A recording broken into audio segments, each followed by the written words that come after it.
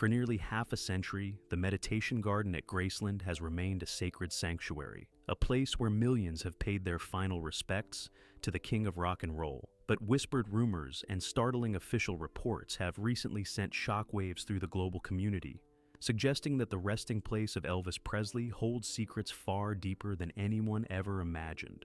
From strange structural anomalies beneath the sacred ground to long-buried administrative files raising uncomfortable questions about the estate, a new investigation is unearthing truths that could rewrite history. What is really hidden beneath the surface at Graceland? Today, we dive deep into the shocking announcement that has the entire world talking. The announcement that stopped everyone. The announcement came through the Graceland Estate's official channels on a Thursday morning in March 2026. No press conference, no celebrity spokesperson, no carefully orchestrated media event designed to maximize reach and minimize scrutiny. Just a formal written statement released simultaneously to every outlet that covers the Presley estate, arriving in inboxes before most journalists had finished their morning coffee. The statement was 4 paragraphs long. By the time most people had read to the end of the second paragraph, their phones were already ringing. The Graceland estate announced that a formal scientific examination of the meditation garden burial site had been conducted in early 2026. That single sentence contained enough information to generate the reaction it generated before anyone had read what came next. A scientific examination of the burial site at Graceland. The implications of those words, in that order, landed immediately for anyone who has followed the Elvis story across the decades since his death in August 1977. It meant the tomb had been opened. The statement went on to describe the examination in broad terms. It had been conducted by an independent forensic and preservation team operating under the oversight of Tennessee state authorities. It had been authorized by Riley Keough, Elvis's granddaughter and the current custodian of the Graceland estate. It had been documented on camera throughout, and its findings, the statement said, would be shared with the public in a series of disclosures beginning immediately. The phrase "beginning immediately" was the one that sent the conversation into overdrive. Not eventually, not in the coming months following a review period. Immediately. The estate was not announcing that an examination had taken place and that it was considering what to do with the findings. It was announcing the examination and beginning the disclosure in the same breath. That simultaneity suggested Riley and her team had been sitting on this for some time, had prepared the disclosure carefully, had made decisions about what to release and how before the announcement went out, so that the public conversation would begin from a foundation of actual information rather than speculation. The reaction was immediate and enormous.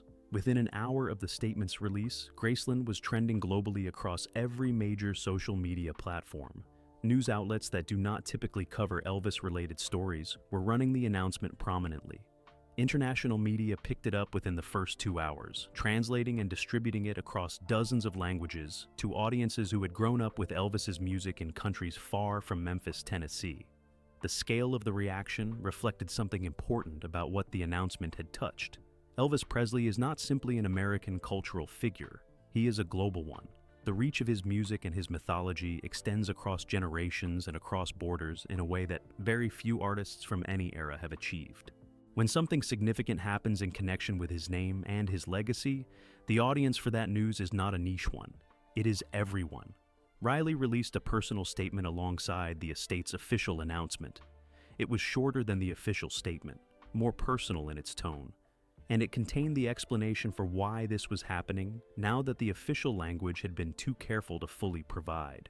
She wrote about her mother, about Lisa Marie's death in January 2023 and what it had meant for her own relationship to the estate and its history, about the months she had spent reassessing what honest custodianship of her grandfather's legacy required.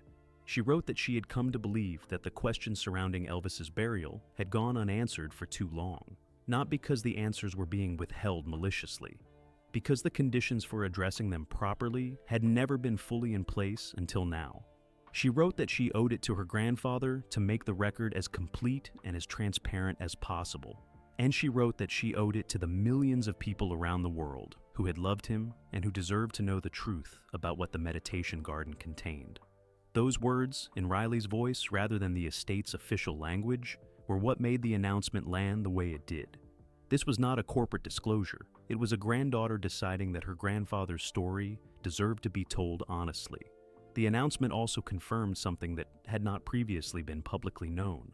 The examination had produced findings beyond the basic confirmation of what the official record stated. The statement did not detail those findings in full. It said they would be disclosed in stages, beginning with a summary released alongside the announcement and continuing with more detailed information, including footage from the examination, to follow in the coming days and weeks. That staged disclosure structure was deliberate. Riley's team had anticipated that the announcement would generate a volume of public attention that required careful management. Releasing everything simultaneously would have created a situation where the most significant findings were buried under the sheer volume of reaction to the announcement itself. By staging the disclosure, they ensured that each finding would receive the attention it deserved, rather than being lost in the noise of the initial impact. The summary released with the announcement was enough to confirm that the examination had produced results beyond confirmation of interment. Something unexpected had been found, and the world, now fully paying attention, was going to find out what it was. The phones at Graceland rang continuously for the first 48 hours after the announcement. The estate's visitor inquiry line, which handles questions about tours and ticketing, was not designed to manage a volume of calls that reflected the attention of a global audience. It was overwhelmed within hours. Staff who answered calls reported that the majority of people calling were not asking about tours. They were asking about the findings, what had been found, when they would know more, whether the footage was going to be released, and where they could see it. The estate's social media accounts, which typically generate engagement consistent with a significant but not enormous cultural institution, saw follower numbers and interaction rates spike to levels that had not previously been recorded in their history. The announcement had done what the best disclosures always do. It had told people enough to make them desperate to know more, and it had promised that more was coming. What the tomb has always hidden. The meditation garden at Graceland is not large. People who visit it for the first time are often surprised by its scale. After the expansive grounds of the estate, after the large rooms of the main house and the sprawling outdoor spaces, the garden where Elvis is buried feels intimate, almost small. It sits at the rear of the property, a circular space with a small fountain at its center, surrounded by flower beds and framed by the kind of carefully maintained plantings that suggest both care and formality. The grave markers are set into the ground rather than standing upright, flush with the surface, surrounded by the names of family members buried alongside Elvis. His mother, Gladys, his father, Vernon, his grandmother, Minnie Mae, and Elvis himself. Center position, the marker that visitors stand before in numbers that have not diminished in over 4 decades of public access. The garden was not always the burial site. Elvis was buried initially at Forest Hill Cemetery in Memphis on August 18, 1977, 2 days after his death.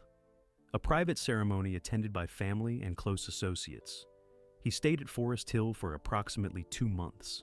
In late August, an alleged attempt to steal Elvis's body from the cemetery prompted Vernon Presley to petition the Memphis authorities for permission to move his son's remains to the private grounds of Graceland. The petition was granted. The move took place in October 1977. The decision to move the body has been discussed across the decades since as a straightforward security measure.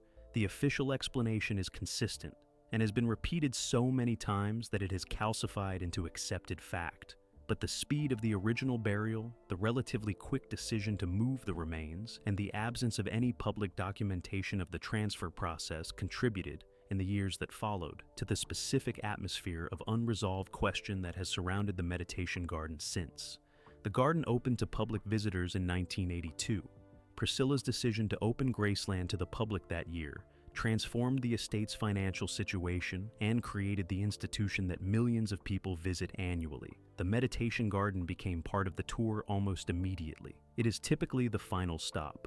Visitors move through the house, through the trophy room and the car museum and the other elements of the estate's visitor experience. And then they are guided to the garden. They stand at the grave markers. They observe the moment of quiet that the space invites. They take photographs. The experience is designed to feel like a conclusion, a natural ending to the story of a man's life, as told through the objects and spaces he left behind. What it has never felt like, for anyone paying close attention, is a complete picture. The questions about the tomb fall into two categories. The first category is the conspiracy theory questions, the ones built around the belief that Elvis did not die in August 1977 and that the tomb is therefore either empty or contains someone else. Those questions have been persistent and culturally significant. They generated books and television programs and entire communities of believers. They represent something real about the public's relationship to Elvis and to the idea of his death. The refusal to accept that someone that is alive could simply stop. But the conspiracy theories are not the only questions. And for many people who follow the Elvis story seriously, they are not the most interesting ones. The second category is more grounded and more genuinely unresolved. It concerns the physical record of what happened in August 1977, and in the weeks and months that followed. The autopsy was conducted, a cause of death was determined, a toxicology report was produced. Those documents exist, but they have never been made fully public in a way that allows independent scrutiny of their completeness. The autopsy photographs have never been released. The full toxicology report has been described and discussed, but not publicly available in its entirety. The specific medical documentation of Elvis's condition at the time of death and of the findings made during the autopsy exists in records that the estate and the relevant medical and legal authorities have maintained as private. That privacy is legally and ethically defensible. Autopsy records are typically private. Photographs of the deceased are typically protected. The people who made those decisions made reasonable choices about the management of sensitive materials. The consequence of those reasonable choices is a gap between what the official record states and what can be independently verified. That gap has been filled for 50 years by whatever people chose to put in it. For conspiracy theorists, it was filled with the belief that the record was incomplete because it was falsified, that the gap was evidence of a cover-up rather than the ordinary management of private medical information. For journalists and researchers who covered the story seriously, it was filled with frustration. The absence of publicly available primary documentation made rigorous independent assessment of the official record impossible. For the general public, the gap created a persistent low-level uncertainty, not a conspiracy belief, just the specific unease that comes from knowing that the complete picture of something significant has never been fully provided. The estate has navigated this gap carefully across 5 decades. Priscilla's approach was to present the version of Elvis that the commercial enterprise required, while keeping the more complicated private record out of public reach. That approach was not dishonest. It was selective, and the selection served purposes that made sense within the context of what the estate needed to achieve. Lisa Marie's approach was similar in its outcome, if more personally complex in its motivation. She knew more than she said publicly. She carried that knowledge privately. She made choices about what to share and what to protect. That reflected her own complicated relationship to her father's legacy and her own grief about his death. Riley's approach is different. She is committed to transparency in a way that neither Priscilla nor Lisa Marie felt able to commit to. Not because they lacked integrity, but because the conditions for transparency did not exist in the same way during their periods of estate management. The announcement of the tomb examination is the most significant expression of that commitment. It is the estate saying, for the first time in 50 years, that the gap is going to be addressed, that the questions the public has been carrying are going to be engaged with directly rather than managed from a distance. What the examination found, and what it means for the questions that have surrounded the meditation's garden since 1977, is exactly where the story goes next. The science behind the decision. Riley did not make this decision quickly. The announcement landed as something sudden and unexpected because it was not preceded by public signals that it was coming. But inside the estate, the process that led to the examination had been building for over a year before the statement went out. It began with a question she kept returning to after Lisa Marie's death. Not the conspiracy theory question, the legitimate one. Whether the public record surrounding her grandfather's burial was as complete and as transparent as it needed to be for a figure of his historical and cultural significance. She kept arriving at the same answer. It was not. The decision to conduct an examination rather than simply release existing documentation was driven by a specific practical reality. The existing documentation, the records from 1977, the autopsy materials, the transfer documents from the Forest Hill move, exists in forms that are either genuinely private under applicable law or have been in the estate's private possession for so long that their release alone would not produce the independent verification that the gap in the public record actually required. Releasing a document is not the same as producing evidence. A document can be disputed, its authenticity can be questioned, its completeness can be challenged. In the specific environment of Elvis-related discourse, where skepticism of official materials runs deep, releasing documents without independent verification would have generated as many questions as it answered. An independent scientific examination, conducted under state oversight and documented on camera, produced something that documents alone could not: physical evidence, verified independently, in real time. The team assembled for the examination was selected with that independence requirement as the primary criterion. Riley's team conducted a search for forensic and preservation specialists with the relevant expertise who had no prior professional connection to the Presley estate and no public profile connected to Elvis-related research or commentary. They found a team based primarily in the southeastern United States with significant experience in the examination and preservation of historic burial sites. Their previous work had been conducted primarily in contexts unrelated to celebrity or popular culture, academic and historical site work, the kind of resume that established technical credibility without carrying the baggage of existing positions on Elvis-related questions. The team was briefed on the scope of the examination, the preservation component, the genuine need to assess and address the physical condition of the site after 50 years of outdoor exposure, was explained alongside the scientific documentation component. Both were real, neither was pretextual. Tennessee state oversight was not optional. The legal framework governing the disturbance of human remains in Tennessee applies regardless of whether the burial site is on public or private property. The Presley estate is privately owned, but the remains interred on it are subject to the same protections that apply to any burial site within the state's jurisdiction. The estate submitted the required notification and application to the relevant state authorities. The application described the preservation work required and the examination that would accompany it. State officials reviewed the application and granted authorization. The involvement of state authorities was not merely a legal formality, it was a structural component of the transparency Riley was trying to achieve.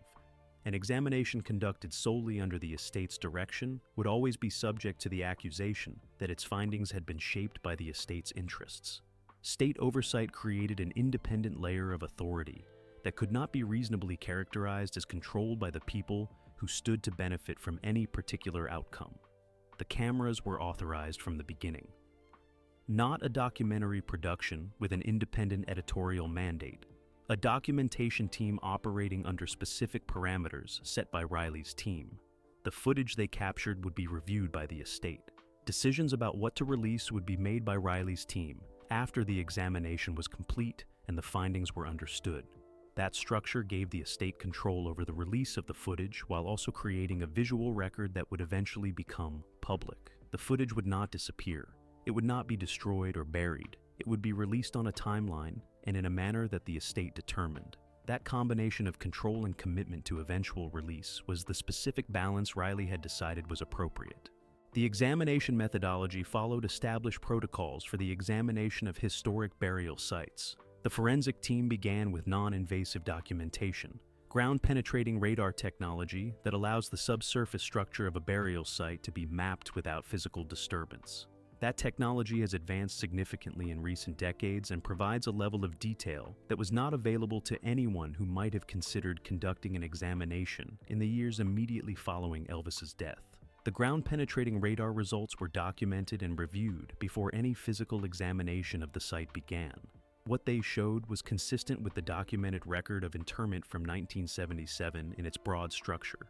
But the detailed picture the technology produced also showed something that the broad structure alone did not explain: a variation in the subsurface profile that was inconsistent with an undisturbed burial of the documented age. The forensic team flagged the variation.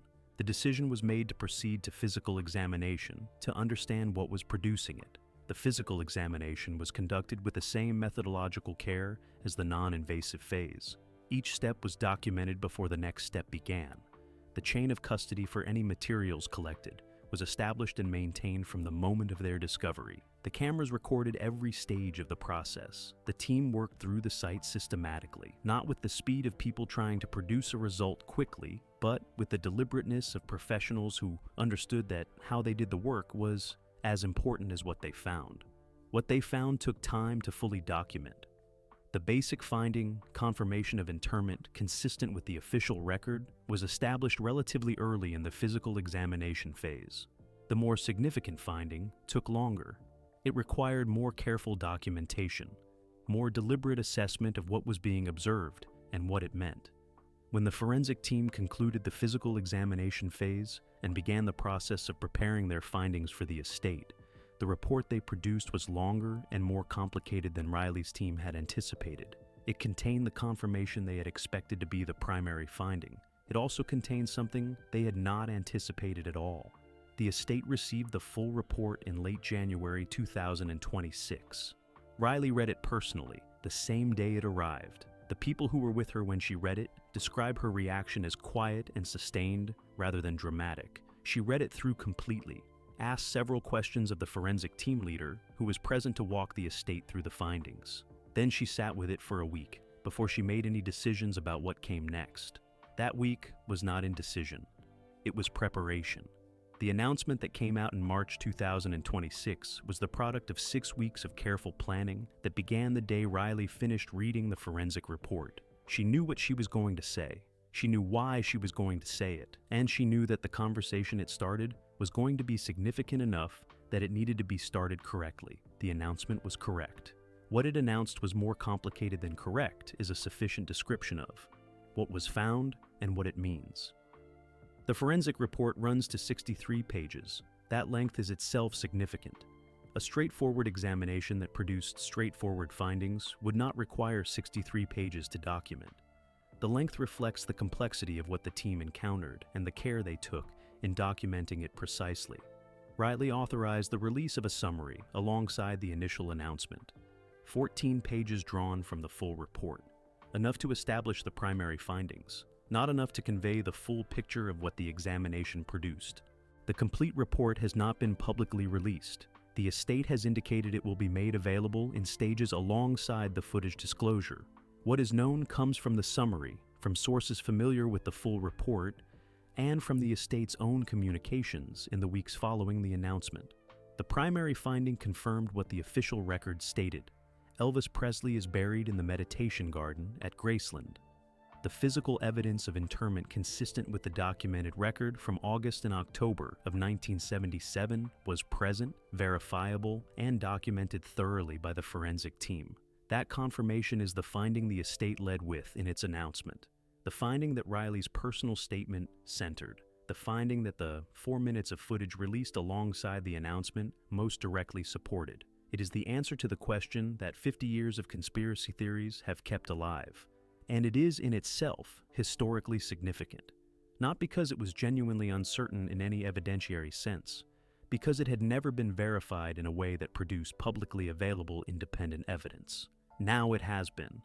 But the primary finding is not what made the report 63 pages long. The secondary finding is where the complexity lives. The ground-penetrating radar survey conducted during the non-invasive phase of the examination had identified a subsurface variation inconsistent with an undisturbed burial of the documented age.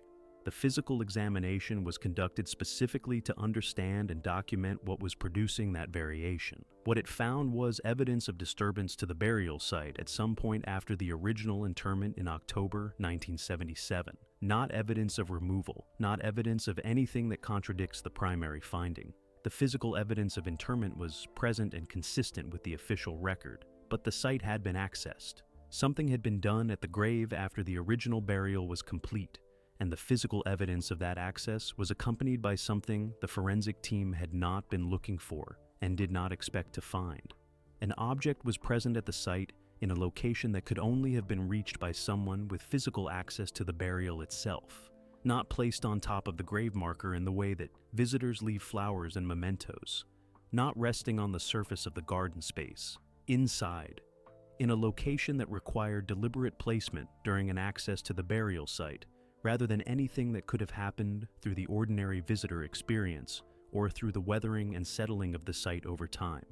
The forensic team documented it carefully, photographed it, assessed its age and condition, included it in the chain of custody established for materials collected during the examination. Their assessment of its age places its deposit at the site sometime after the original interment and before the current examination. The physical characteristics of the object and its condition are consistent with several decades of burial alongside the interment they accompanied. The forensic team's best estimate, acknowledged as an estimate rather than a precise determination, is that the object was placed at the site sometime in the 1980s. The nature of the object has been partially described in the estate's communications. It is small, personal, connected specifically to Elvis rather than being a generic memorial object of the kind that might be left by a devoted fan who somehow accessed the burial site. Its specific identity has not been publicly confirmed. The estate has indicated that further disclosure will follow, but has not yet provided the detail that would allow a complete understanding of what was found or what it means. What sources familiar with the full report describe consistently is that the object's personal nature, its connection to Elvis specifically, suggests that whoever placed it there had a close personal relationship with him rather than the relationship of a devoted public admirer. The universe of people who both had that kind of personal connection to Elvis and would have had the access or the means to access the Meditation Garden burial site in the 1980s is not large. The estate's internal investigation into the disturbance finding has not produced a documented answer. Records have been reviewed, staff histories examined, security documentation from the Meditation Garden's years of public operation assessed for any event that might explain an authorized or unauthorized access to the burial site. Nothing has surfaced that accounts for what the forensic team found. That absence of explanation is not evidence of anything specific. It is consistent with an event that was deliberately kept off the record. It is also consistent with an event that was recorded in documentation that no longer exists after decades of estate management changes and record-keeping evolution. What it is not consistent with is the absence of any event. Something happened at that grave. The physical evidence is unambiguous on that point. The footage captured the moment the object was found. The cameras were running when the forensic team identified it during the physical examination phase. The discovery was documented in real time. The reactions of the people present were captured. That footage is among the material the estate has committed to releasing as part of the staged disclosure. It has not been released yet. The 4 minutes that became public through a leak in the weeks before the official announcement do not include the discovery. They show the earlier stages of the examination, the non-invasive documentation phase, the opening of the site, the initial physical examination before the object was identified, what the cameras captured when the object was actually found, and what the reactions of the people in that moment looked like, is in the footage that remains within the estate's control. Riley has said publicly that the complete footage will be released. She has not said when. The meaning of the finding is contested even among people who accept its reality. Some who have been briefed on the full report view the disturbance and the object as evidence of a private act of memorial. Someone who loved Elvis and had the access to do something private at his grave. A gesture made outside the official record because the official record did not provide a space for whatever the person needed to express.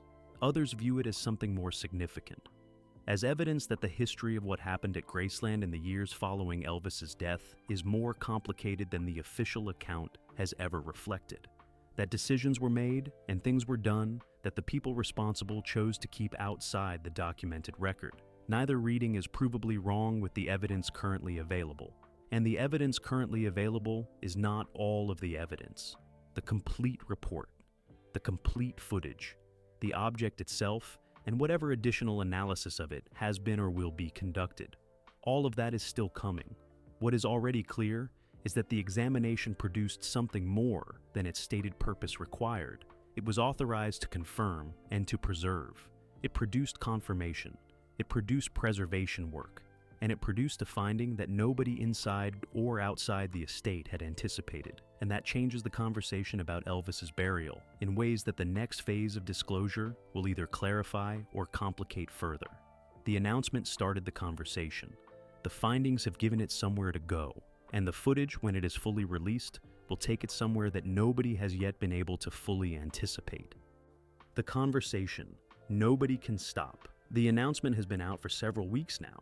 The initial wave of reaction has settled into something more sustained and more varied than the first 48 hours suggested it would be. The conversation has not died down, the way viral moments typically do. It has evolved, deepened, spread into corners of public discourse that the estate probably did not anticipate when it released the statement on that Thursday morning in March. That staying power tells you something important. This is not a story that landed and passed. It is a story that landed and opened. The conspiracy theory community was the first to respond and the loudest in the immediate aftermath. Their reaction was not what the estate had prepared for. The primary finding, the confirmation of interment, did not satisfy them. That was entirely predictable. The architecture of conspiracy belief is specifically designed to incorporate contradicting evidence. Confirmation becomes proof of sophisticated cover-up. Independent forensic verification becomes evidence of how deep the conspiracy runs. What the conspiracy community did not do, which is slightly more surprising, is ignore the secondary finding, the disturbance, the object, the unexplained access to the burial site that the forensic team documented and the estate cannot account for. Those findings were incorporated into existing theories in ways that varied across different communities and different platforms. Some used them to suggest that the primary finding could not be trusted, precisely because other things had happened at the site that the estate had not previously acknowledged. Others developed new theories around the object itself and what its presence might mean about the history of who knew what about Elvis's death and burial. The conspiracy community did not receive the announcement as closure. They received it as new material. That was always going to be the case. Riley and her team understood that going in. The announcement was not designed to satisfy the conspiracy theorists. It was designed to provide something substantive for everyone else. The mainstream cultural reaction was more varied and more interesting than the conspiracy response. For many people who had followed Elvis's story across the decades without committing to any particular position on the questions surrounding his death, the announcement produced something unexpected. Not resolution, complexity. The confirmation of interment answered the most basic question, but the disturbance finding in the object introduced a new layer of uncertainty that had not previously been part of the public conversation. People who had been entirely comfortable with the official account found themselves engaging with questions they had not previously considered, not the conspiracy theory questions, the legitimate historical ones. Who accessed that grave? When? Why? And what does its presence in the undocumented record of Graceland's history mean for the broader account of what happened in Memphis in the years after Elvis died? Those questions do not have conspiracy theory answers. They have historical ones. And the process of finding those answers, if they can be found, will require engagement with the estate's records and with the people who were inside Graceland's world during the relevant period. That engagement has begun, and it is generating a conversation that is substantively different from anything the Elvis story has produced before. The academic and research community responded with a precision that contrasted sharply with both the conspiracy reaction and the mainstream cultural response. Historians, archivists, and cultural studies researchers who work in areas adjacent to the Elvis story received the announcement and its attendant findings as something they had not expected to encounter in their professional lifetimes. Primary physical evidence from inside the Graceland burial site, documented by an independent forensic team operating under state oversight, made available for public engagement through a staged disclosure process. That is a category of evidence that simply did not exist before the examination took place. Several researchers who have spent years working on aspects of the Elvis story in academic contexts have already begun the process of requesting access to the full forensic report and to the footage when it becomes available. The estate has indicated it will work with legitimate researchers through an established process. That process does not yet fully exist. Riley's team is building it alongside the ongoing disclosure, but the commitment to making the materials available for serious scholarly engagement is something that the estate under Priscilla's management never made, and under Lisa Marie's management made only selectively. Riley has made it explicitly, and the research community is taking her at her word. The Presley family's public response to the announcement has been measured. Riley spoke. The estate spoke. The other family members connected to Elvis's legacy have not inserted themselves prominently into the public conversation. That restraint may reflect genuine deference to Riley's authority as the estate's current custodian. It may reflect private disagreements about the disclosure that are being managed away from public view. It may simply reflect the family's long-standing preference for keeping its internal conversations private. What the family says privately about what Riley has done and is doing will likely not become public for some time, if it ever does. What is public is that the announcement happened. The findings have been partially disclosed. The footage is coming, and the full report will eventually be available. Those facts exist independently of whatever the family's private reaction to them is. The conversation that will not stop is ultimately about something larger than Elvis specifically. It is about what we owe the dead, about whether famous people who have passed deserve the same privacy protections that living people do, about who has the right to decide what gets disclosed about a person's burial and the circumstances of their death. Riley has made a specific choice about those questions. She has decided that transparency, even when it produces complexity, is preferable to continued management of a gap between what was officially stated and what can be independently verified. That choice is not universally shared. Some people who love Elvis and who have engaged with his story across decades feel that the examination was an intrusion, that the meditation garden should have remained undisturbed, that whatever questions the official record left open were not worth the disturbance of a burial site to address. Those feelings are legitimate. They reflect a real tension between transparency and respect for the dead that does not have a clean resolution. But the opposite position is also legitimate. 50 years of conspiracy theories did not emerge from nothing. They emerged from a gap in the public record that the estate had the ability to address and chose not to, for reasons that served the institution more than they served the public understanding of what had actually happened. Riley closed part of that gap. In doing so, she opened new questions. That is what honest custodianship looks like, when the thing being honestly curated is a life as complicated as Elvis Presley's. The footage is still coming. The full forensic report is still coming. The identity and significance of the object found at the site has not yet been publicly confirmed. The conversation the announcement started is built on partial information. The more complete picture will arrive in stages across the coming weeks and months. Each stage will add something. Some stages will resolve questions. Some will introduce new ones. That is the nature of genuine transparency applied to a story, with 50 years of accumulated complexity. It does not produce a clean ending. It produces a more complete picture, which is harder to absorb than a clean ending, but closer to what actually happened. Elvis Presley was a complicated man who lived a complicated life and died a complicated death. His burial has been surrounded by questions for 50 years. The announcement started the process of answering those questions properly for the first time. The conversation it started will not stop until the answers are complete, and the answers are not yet complete. One announcement, released on a Thursday morning without warning, sparked a conversation that has not stopped since. For 50 years, questions have swirled about what lies within the meditation garden at Graceland. For half a century, the estate managed that gap rather than closing it, leaving the public with an uncertainty that no one in authority chose to address. Riley Keough changed that. She did not provide a clean or simple answer that resolved everything neatly. Instead, she pursued an honest examination that confirmed some details, complicated others, and produced an unexpected finding that full disclosure will eventually explain. That is what genuine transparency looks like when applied to something of this magnitude. It is certainly messier than managed mythology, but it is also considerably more real. The footage is coming, the full report is coming, the complete picture is coming.